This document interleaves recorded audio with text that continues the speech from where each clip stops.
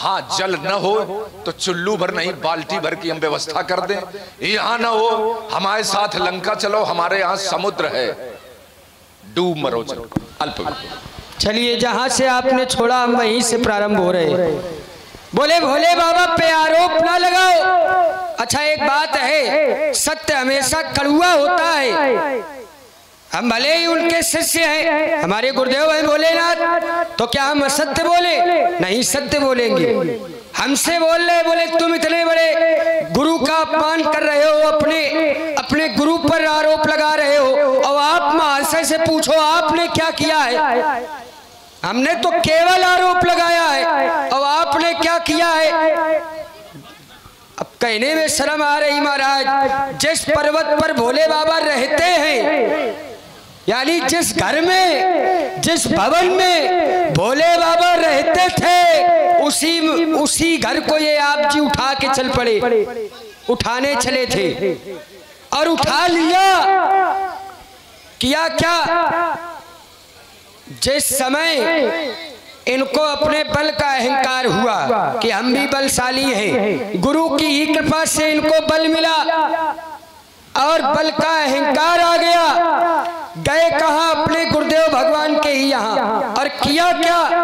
अपने गुरुदेव भगवान जिस भवन पे रहते थे अर्थात कैलाश, उस कैलाश को ही आपने उठा लिया।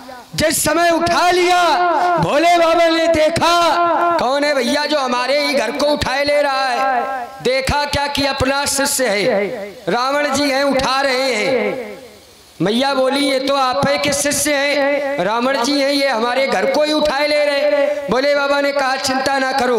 धीरे से पैर के अंगूठे को दबाया और हुआ क्या? कैलाश नीचे आने लगा। महाराज के हाथ दब गए, हाथ दब गए, रोने लगे। हाथ जब दब गए तभी इनका नाम रावण पड़ा है। जिस समय रोने लगे तो रोने के ही कारण इनका नाम रावण पड़ा है। और वहीं पर इन्होंने स्तुति भी की भोले बाबा की, और उसी समय की गई स्तुति आज शिव तांडव स्तोत्र है।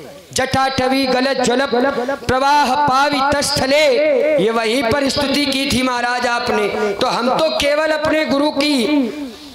अपने गुरु का एक उदाहरण हमने दिया था और वो आपको गलत लगा, और आपने तो गुरु जी के ही साथ ऐसा किया है जो बताने में संकोच होता है। तो डूबना हमको नहीं चाहिए, आपको तो शकलें नहीं दिखानी चाहिए, हमको डूबना चाहिए, तुम शकलें ना दिखाते यहाँ।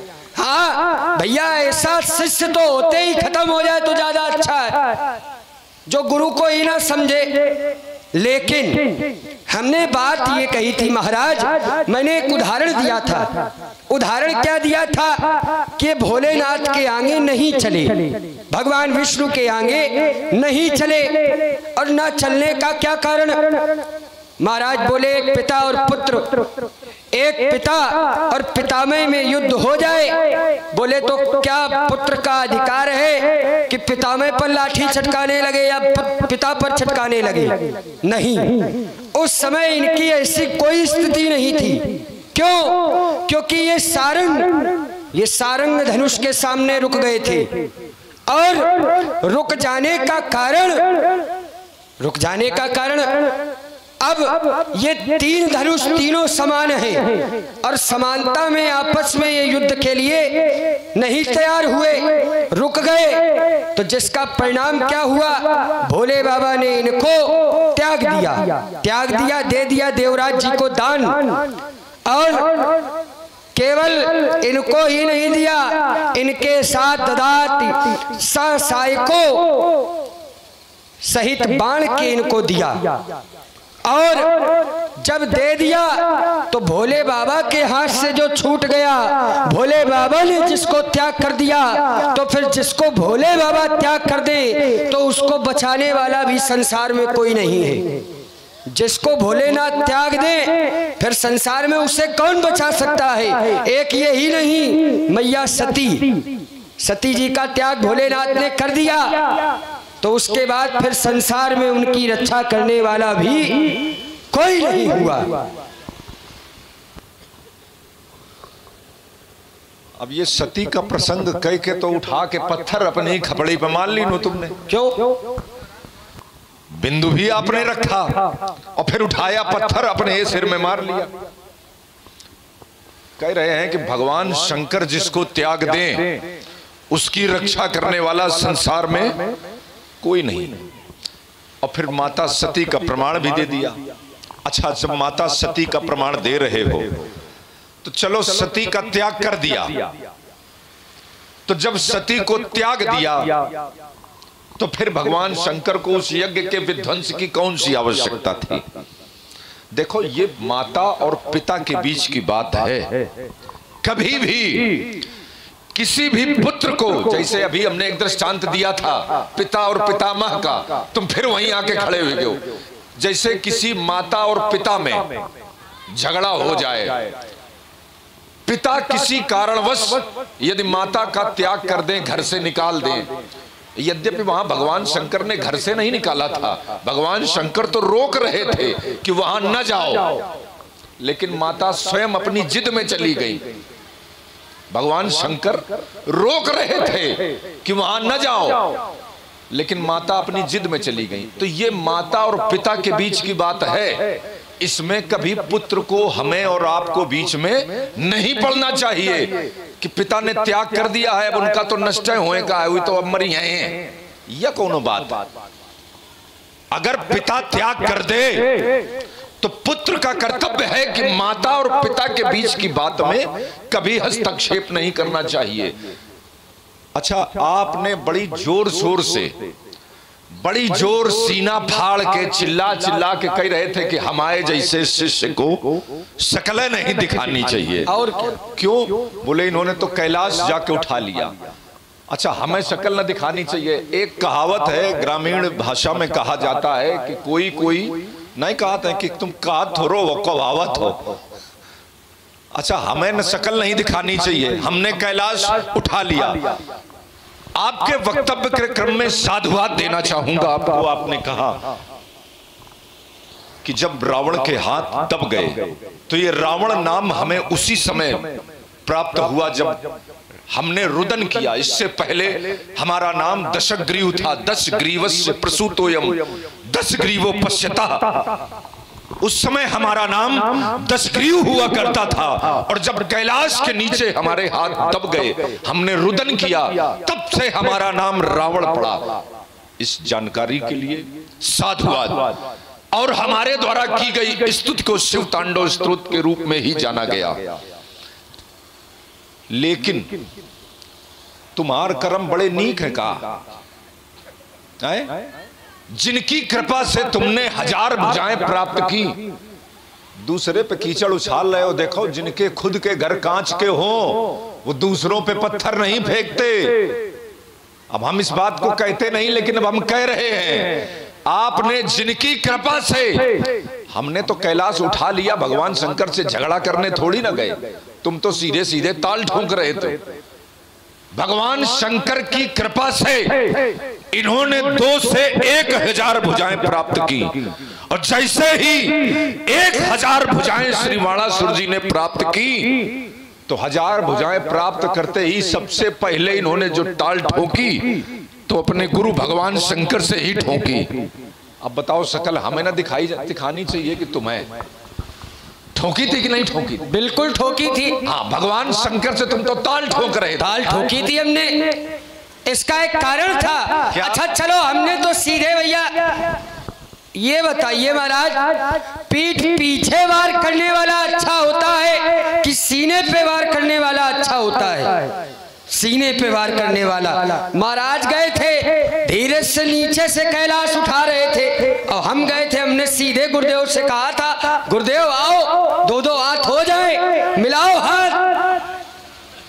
हाँ, जिस समय हमारी 1000 भुजाएं हुई, भोलेनाथ ने कहा, हमने कहा गुरुदेव हमारे ये हाथों में खलबली मच रही है, हम ये हाथों का क्या करें, 1000 हाथ है। बोले जाओ, बड़े बड़े पत्थरों, बड़े बड़े पहाड़ों पर अपने इन हाथों का प्रहार करो, इनका क्रोध शांत करो, इनका रक्त धीमा करो। हम गए और जिस पहाड़ पे 1000 भुजा पटकते थे, पहाड़ राई के दाने के इतना हो जाता था, इतना टूट जाता था। अब संसार में फिर वही, जिस समय समस्या हुई तो समाधान भी फिर वही मिलता है गुरुदेव भगवान के पास। फिर गए गुरुदेव भगवान के सामने, हमने कहा गुरुदेव भगवान अब भी हमारी ये भुजाओं का कंपन शांत नहीं हो रहा है, हमारी ये भुजाएं अब भी बड़बड़ा रही हैं, इनको युद्ध चाहिए। बोले संसार में कोई है युद्ध वाला? हमने कहा अभी तो कोई नहीं दिख रहा हो, आप पे आ जाओ। हमने कहा आइए हमारा और आपका युद्ध हो। तो उस समय भोलेनाथ ने कहा था बाणासुर चिंता ना करो, एक उस समय हमको ध्वज भी दी थी और कहा था ले जाओ ये ध्वज अपने महल की अट्टालिकाओं पर लगा देना, जिस समय तुमसे लड़ने वाला आ जाएगा तो ये ध्वज अपने आप झुक जाएगी। हम गुरुजी की बात मान गए। अब आप जी ने जब गुरु ने दंड दिया तब माने, जब इनके हाथ दब गए, रोने लगे, पूजा पाठ करने लगे, वहीं पर मंत्र बोलने लगे, स्तुति करने लगे, तब छोड़ा है। तो महाराज काहे को अपनी दुर्दशा बतवा रहे हो? अच्छा एक क्षण रुको। हाँ, कह रहे हैं कि सीने पर वार करने वाला अच्छा होता है कि पीठ पे। तुम तनक हमारे पास में आ जाओ, हम तुम्हारी परिक्रमा कर लेना। अगर कोई पुत्र पिता से झगड़ा करने जाए तो क्या प्रशस्त की बात है? कह रहे हैं कि नहीं, हम तो सीने पे, पिताजी के सीने पे वार करने जा रहे थे, हम ज्यादा अच्छे। वाह, पिता की बात नहीं महाराज, अरे गुरु की बात है। तो गुरु शिक्षा देता है तो शिक्षा को, अच्छा शिक्षा का परीक्षण कहाँ करेंगे? गुरु के नहीं करेंगे। मतलब भाई जब गुरुजी शिक्षा दे रहे हैं, अच्छा स्कूल बच्चे विद्यालय जाते हैं, अब विद्यालय में जाते होंगे तो इनको गुरुजी पढ़ाते होंगे कि नहीं पढ़ाते? दूसरे दिन गुरुजी पूछते होंगे, घर वाले तो पूछेंगे नहीं कि तुमने क्या पढ़ा है क्या नहीं पढ़ा है, गुरुजी परीक्षा का परीक्षण करते हैं। तो महाराज ये मिथिला की समाज है। देखिए जिस समय आपने कहा कि हमने पीठ पीछे वार किया था, अच्छा ईमानदारी से बताओ कि जिस समय हमने कैलाश पर्वत को उठाने की चेष्टा की, क्या उस समय हमें पता था कि भगवान शंकर का स्थान है ये? ना, हम अपने पुष्पक यान पर बैठकर जा रहे थे और हमारे यान की गति एक स्थान पर आकर बाधित हो गई। हमारे यान की गति बाधित होने के जब कारण को ज्ञात किया तब हमें बताया गया कि ये कैलाश क्षेत्र है, लेकिन हमें ये नहीं पता था कि यहाँ पर भगवान शंकर भी विद्यमान है। अहंकार के वशीभूत होकर, चूंकि अहंकार ही हमारा आभूषण है, अगर रावण के जीवन से अहंकार हटा दो तो फिर रावणत्व समाप्त। तो हमारा तो आभूषण है अहंकार। उस अहंकार के वशीभूत होकर कि हमारा यान जाएगा तो यहीं से जाएगा, इस पर्वत को बीच से हटना होगा। तो महाराज आज ये अहंकार आपका मिथिला में नहीं चलेगा। चलेगा तो देश भर में चलता होगा, चलता रहेगा, लेकिन ये मिथिला में नहीं चलेगा। चलेगा, यहाँ नहीं चलेगा हम कह रहे।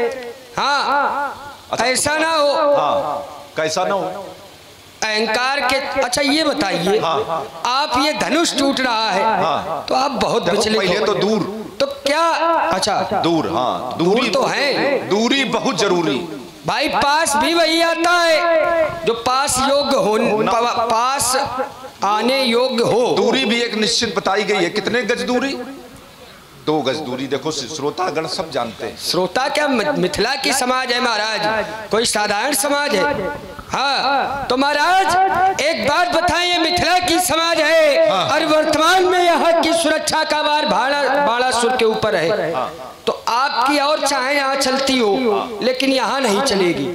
हाँ क्यों? क्योंकि ये धनुष है भगवान भोलेनाथ का, विरोध उनको करना चाहिए। आप बेफालतू में बड़ी अम्मा बने घूम रहे हो और काहे का ऐसा होए, काहे का दही के बदले चूना खा जाओ, सबरी आते फट जाएंगी। का दृष्टि दोष है का कुछ तुम्हें? क्यों? तुम्हें स्त्री और पुरुष में भेद नहीं दिखाई पड़ रहा हो? क्यों भाई? अरे पुरुष से तुम कह रहे हो अम्मा बने घूम रहे हो। और क्या बड़ी अम्मा बने आगे आगे घूम रहे हो? रोके हो प्रण को, पुत्री का विवाह है, होने दो बढ़िया।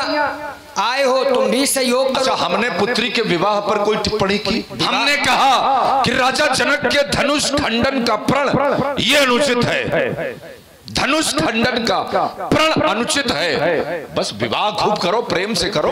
विवाह भी तो धनुष पर ही आधारित है। ये समस्या राजा जनक ने बोई है। तो उस समस्या को आप और जटिल कर रहे हो। जो समस्या राजा जनक ने बोई है, इसका निराकरण राजा जनक को समझाओ कि धनुष का खंडन तो जब तक हम खड़े हैं बिल्कुल भूल जाओ, खंडन तो नहीं होगा ना। और महाराज हम कह रहे खंडन होगा, ऐसा ना हो धनुष खंडन होने से पहले आपका खंडन हो जाए। भाई कहीं धनुष खंडन होने से पहले आपका खंडन ना हो जाए, हमें तो ये डर लग रहा है। अच्छा ये बताओ महाराज, ये धनुष टूट रहा है तो आप इतना व्याकुल क्यों? अच्छा ये बताओ, हमारे खंडन की क्षमता तुम्हारे छाती में है? क्यों नहीं है? हेलो बिल्कुल है। कहो तो अब महाराज बात ये है, बात अगर इतना ही सामर्थ्य था तुम में, अगर हमारे खंडन की क्षमता तुम में थी, तो जिस समय ये पृथ्वी गाय का वेश बनाकर दर दर ठोकरें खाती मारी मारी घूम रही थी, देवताओं के पास मुनियों के पास जाकर पुकार कर रही थी, अपना संताप सुना रही थी, तो ग्रंथ में लिखा गया है निज संताप सुनाए से रोई और काहू से कछु काज न होई। एक क्षण आपने कहा जिस समय ये पृथ्वी रो रही थी, क्षमता थी तो आंसू पोंछ देते, यही तो आपका कहने का भाव है। भाई जिस समय ये पृथ्वी रो रही थी आपके पाप से, आपके पाप से, आपके अत्याचार से, बोले बाणा सुराते आंसू पोंछ देते, कहने का भाव इनका यही है। लेकिन हमारा पृथ्वी से कोई संबंध नहीं है। हाँ क्यों? क्योंकि हमारे पिता बलि ने इस पृथ्वी को दान दे चुके हैं, तो हमें दान की वस्तु से भैया क्या लेना देना, चाहे नष्ट हो, चाहे खत्म हो जाए, चाहे बनी रहे। भाई ये तो भगवान विष्णु को दान में दे दी, तो वही विष्णु वही कहते हैं जाकर थे दासी सो अविनाशी, हमरो तोर सहाई। ये देव सभा में हो रही है बातें, और जिस समय उनकी पुकार की गई तो उन्होंने कहा था जन डरपऊ मुनि सिद्ध सुरेशा, तुम्हें लाग धरी हो नर भेषा। और क्या करेंगे? अनशन सहित मनुज अवतारा, अंशों के सहित इस भूमि पर आऊंगा और इस पृथ्वी के भार का हरण करूंगा। तो महाराज ये तो हमारे बस में नहीं है कि हम दान की वस्तु पर अपना अधिकार दिखाएं। और एक बात आपसे बता दें, आपको रोकने की क्षमता है हमें, और रोका भी है, रोका भी है। बात ये है हम इसलिए रुक रहे हैं इस समय कि आपके हमने पैर पूजे हैं, आपके हमने पैर पूजे हैं। अब ये ना हो कि हम तुम्हारी पीठी पोज दे, पीठी ना पूजवाओ, तो पैर पूजे, पैरे तक सीमित रखो, तो तुम कसर न रखो। हाँ, अगर क्षमता हो तो आओ करके देख लियो। कर लिया है। तुम दही के धोखे कपास खा जाइयो। अरे महाराज ये धोखे में ना रहो, यही किया है हमने। क्या हमारे यहाँ के बालकों ने किया है? क्या किया है? क्या किया है? बलि जीतन हमारे पिता को जीतने गए थे ये पाताल में, हमारे यहाँ गए थे। क्या देखा? लोग हमारे यहाँ बच्चे खेल रहे थे, उन्होंने देखा ये 20 हाथ वाला कौन विचित्र आ गया। भाई 20 हाथ वाला 10 सिर वाला ये कौन विचित्र मनुष्य है। तो किया क्या? बच्चों ने इनको बांध लिया, और बांधा कहाँ? जहां हमारे नगर के घोड़े बंधते थे, हमारे घोड़े जहां बंधते थे अर्थात अस्तबल में, अस्तबल में इनको बांध दिया। और करते क्या थे? खेल ही बालक मारे जाए, बालक खेलते जाते, बीच में याद आ जाती कि उनको बांध आए हैं, जाते 2-4 जड़ के फिर भाग जाते। तो ये स्थिति इनकी रही है। बाड़े हमारे पिता जिन्होंने दया के वशीभूत आपको छुड़वा दिया, संबंध वही बन गया, तो जिस कारण से आपके हमने पैर पूजे। तो अब महाराज वो काम ना करो कि फिर से पीठी पूजें।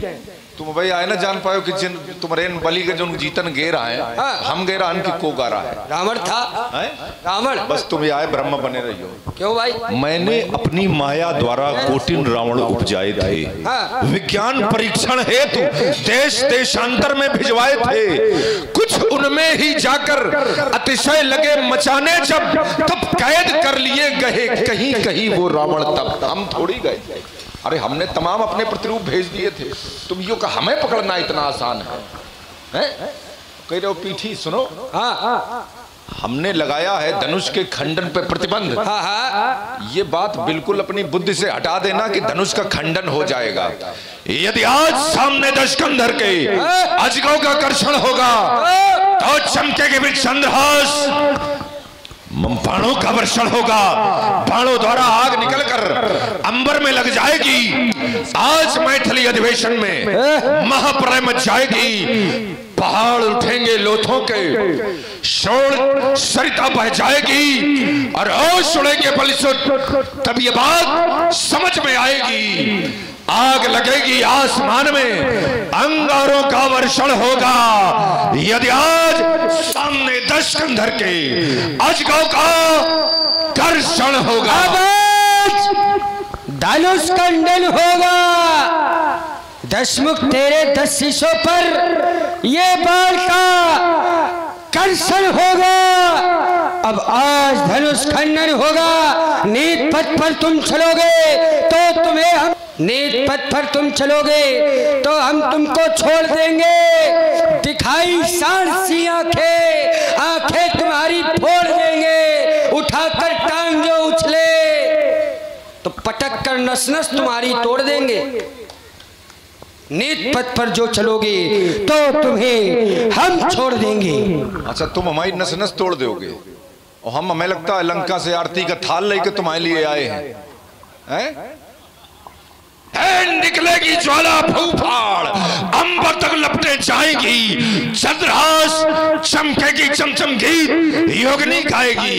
ये नास्ट भ्रष्ट सब कर डालूंगा, इन सारे रचे विधानों को धूल धूसरित कर दूंगा। इन भूपों के अरमानों को लंका बद के बाणों का अब आज यह वर्षण होगा। यदि आज सामने दशकंधर के अजगौ का कर्षण होगा, धबक उठेगी, तरजू तो शत्रुओं के सीने फट जाएंगे। मारूंगा फुंकार, फटने लगे, टक्कर के लगते वो पहाड़ टकराएंगे। डालूंगा दष्ट जब नभ मंडल पर तो दिन में छुप जाएंगे। वाह दिवाकर नभ छटा एक में मिलाएंगे। ये रक्त रंजिता वसुंधरा हो जाएगी, आयुध के रीश का ना खंड होने पावेगा। बाहें मरोड़ दे दशानन बैठ छाती पर, अजगौ महान का मान जो मिटाएगा। बनरा भूमिजा का धनुकर्षित करैया वीर, जान की वरैया वीर, जीवित न जाएगा, जीवित न जाएगा, जीवित न जाएगा।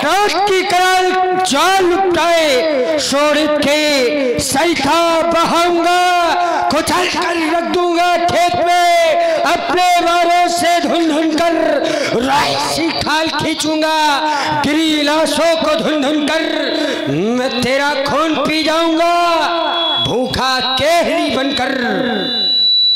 ये टूटेगा चाप यदि बाणास मिथिला में, त्रिभुवन अंधकार हो, प्रलय मच जाएगा, धंसेगा धरासन, ये नाचेगा अंबराज।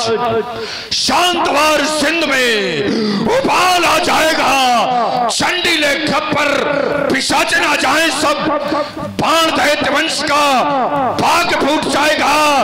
खटाखट खटकेगी चंद्रहास, मेरी तो शत्रुओं के रक्त का नाला बह जाएगा। अतुलनीय मेरे प्रताप का साक्षी है, प्रत्यक्ष दिवाकर घूम घूम कर देख चुका है मेरी निर्मल कीर्ति निशाकर।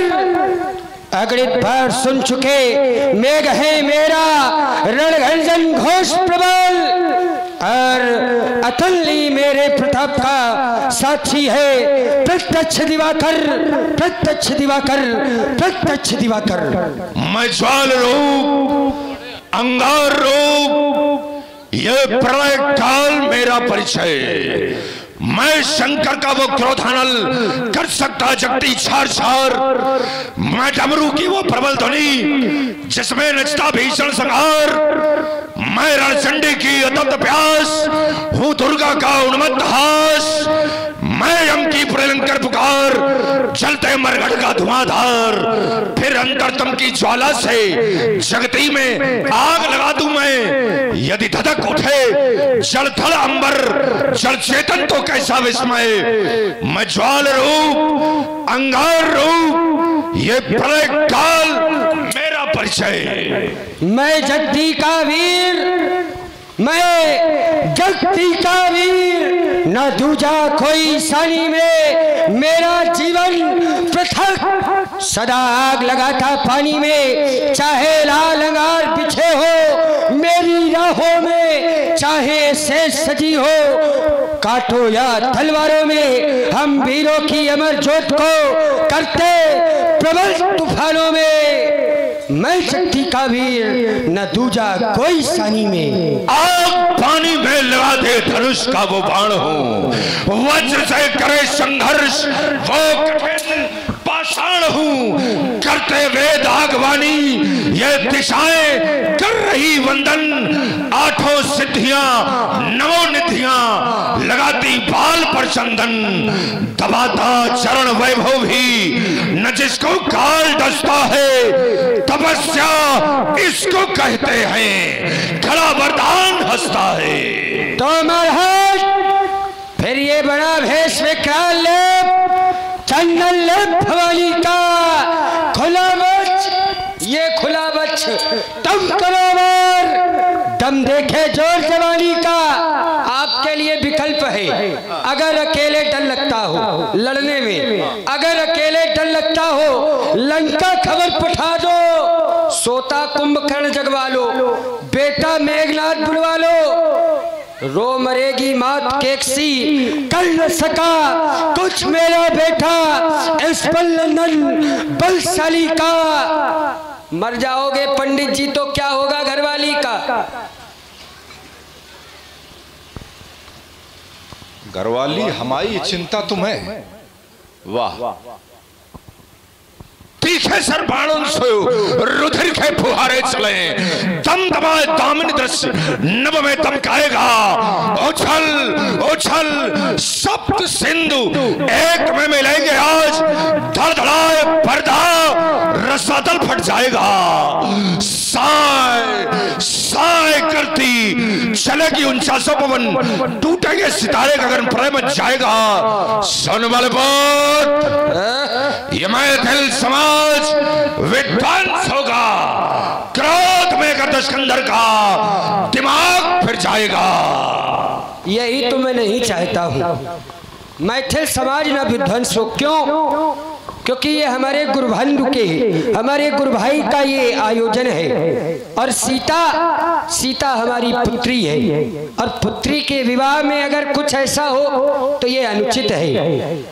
तो मैं ये जानता हूँ जब तक यह बाणासुर है इस मिथिला रंगमंच के मध्य, तब तक ये वीरता ये अपनी बताते रहेंगे। तो क्यों ना मैं ही इस मिथिला से प्रस्थान करूं। ये धनुष हमारे गुरु का है, ये धनुष हमारे गुरु का है, सीता से माँ का नाता है, इसलिए ये सभा के सभासदों ये बाण वापस शोणितपुर जाता है। एक बार सभी लोग, जितने भी लोग यहाँ पर बैठे हैं, जो भी भगवान शंकर को मानते हैं, भगवान श्री महाकाल को मानते हैं, अपने दोनों हाथ ऊपर करेंगे और प्रेम से जय घोष करेंगे, बोलिए शंकर भगवान की जय, जय मृत्युंजय, जय महाकाल। मैं शनै शनै अपने मार्ग पर बढ़ रहा था। जीवन पर्यंत मेरे मार्ग में अनेकानेक बाधाएं आई। मैं अपने मार्ग में आने वाली प्रत्येक बाधा को अपने चरणों से कुचलकर सतत अनवरत बार बार लगातार अपने लक्ष्य की ओर अग्रसर होता रहा।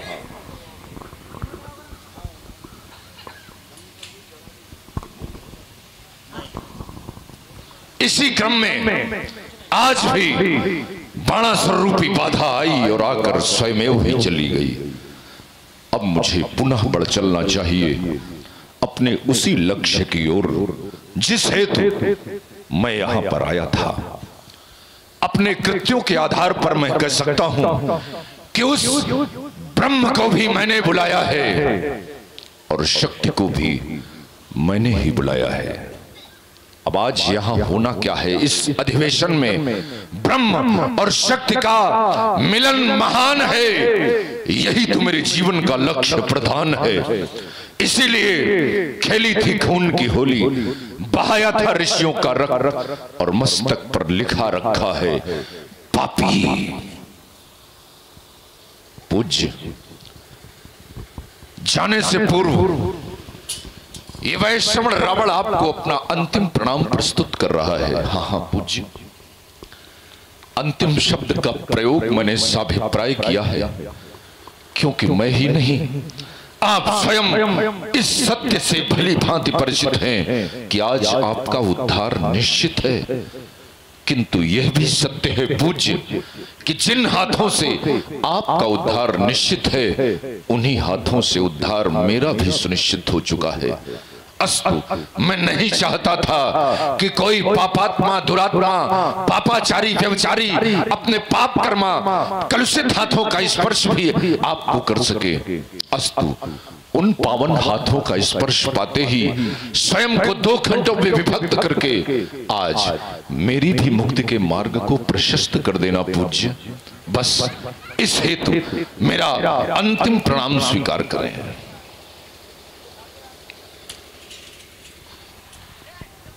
प्रेमी भक्तजनों, एक बार पूर्ण श्रद्धा और विश्वास के साथ